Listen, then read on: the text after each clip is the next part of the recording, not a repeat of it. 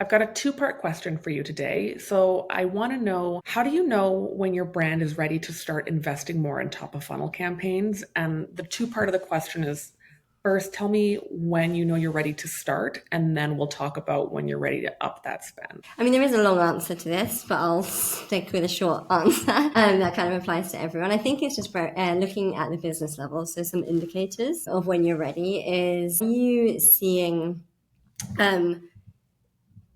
are you seeing your revenue growth plateau in terms of you're not really seeing that same revenue growth for the increased like marketing investment that you're putting in? And another way of putting that is your market efficiency ratio decreasing consecutively quarter over quarter. So not just one quarter having a blip, but just that consistent trend. And that should lead you to kind of question a few things. So look at what you're already doing. I would just meet the client where they're at, see what they're currently in market with. And it can kind of be twofold.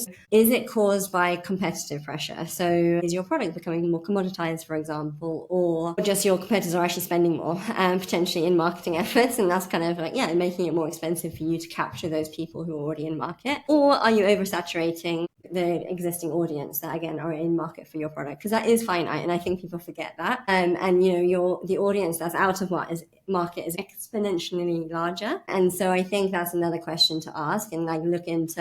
Are we over investing in either lower incremental tactics such as branded search or retargeting, or are we just oversaturating an audience? Has frequency gone up in certain places? And the question next would just be to kind of look at where you're at in terms of, is there another channel that our audience is on, that we should expand it into? And if you kind of feel good about where you're at in terms of all your conversion driving campaigns, at that point, you probably should be asking yourself okay, we probably need to do some brand building here.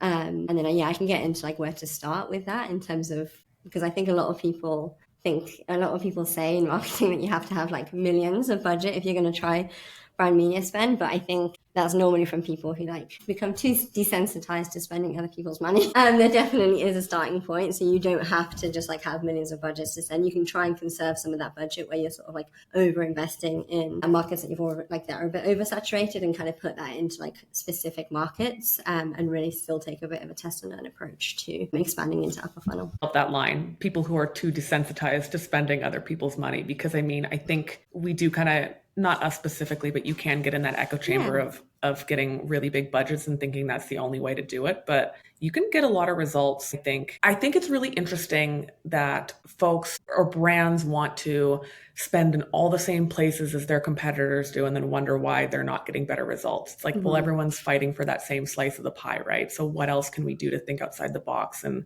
I think it seems to me, at least, brand spending is one way to do that. Yeah, exactly. Because it makes your life easier when people are in market, in terms of just suddenly being introduced to you. If you have built that kind of recognition of familiarity over time, then of course, you're already going to be on the hit list in terms of where to start. Whereas it's harder to get onto that when somebody's actually ready to buy. You sort of have to introduce your brand then, and you have to work harder to do that.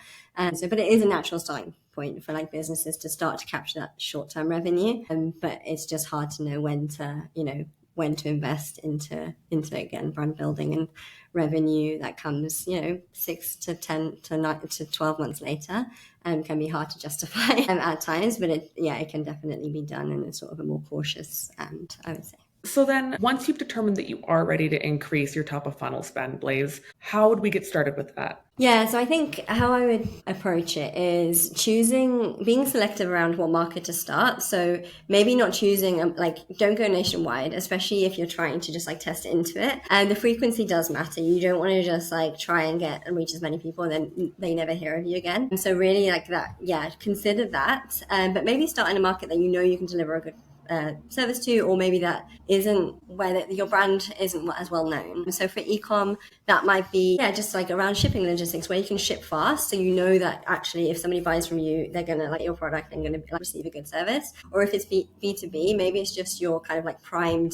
ideal customer profile that your solution resonates with most. And so start there, choose a couple of markets, like I said, that your brand doesn't have as much brand prominence in. And the beauty of that as well is that it allows you to test into it, but in a way that you can actually measure. You can kind of like then observe what's happening in that market versus when the other ones that you're not actually running brand activity in. And I think that starts to help you build a bit of a case study of like when to scale, because when you're seeing that seeing those success and actually seeing more people eventually like come to you, increasing brand searches is like a very overlooked thing in terms of that's a heavy leading indicator of eventual revenue. And so look at your search console, look at like search trends, even like what is your share of search, and is that changing in those markets where you're running branding activity versus the ones where you're not. And so yeah, it just allows you to make that business case to then scale up further. But scaling up with confidence then, because you're not just like, you haven't just wasted all this money. You're like, you are sort of testing it.